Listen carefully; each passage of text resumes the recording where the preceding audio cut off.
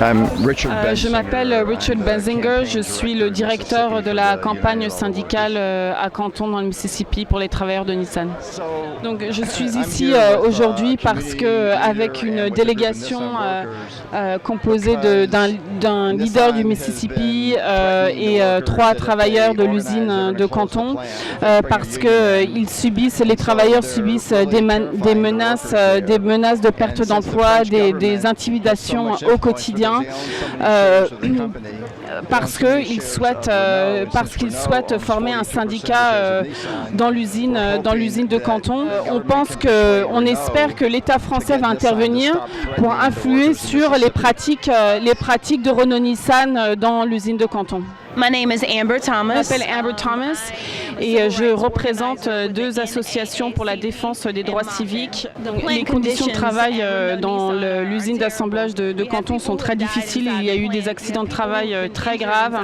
Il y a également eu des décès. Enfin, des travailleurs qui travaillent 12 heures par jour, 6 ou 7 jours par semaine.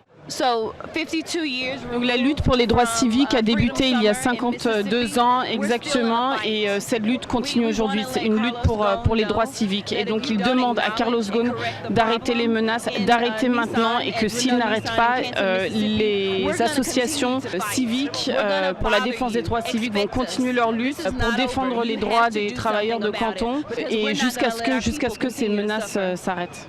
Bonjour, je m'appelle Ernest Whitfield, je travaille à l'usine de Nissan à Canton dans le Mississippi.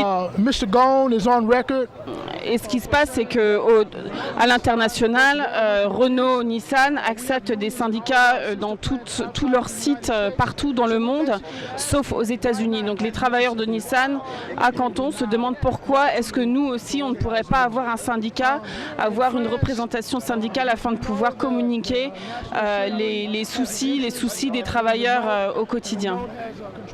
Et donc on demande justement à Renault d'intervenir et d'utiliser son influence parce qu'elle a une pratique du respect des droits syndicaux de ses travailleurs et il souhaiterait que Renault influence son partenaire dans la bonne direction.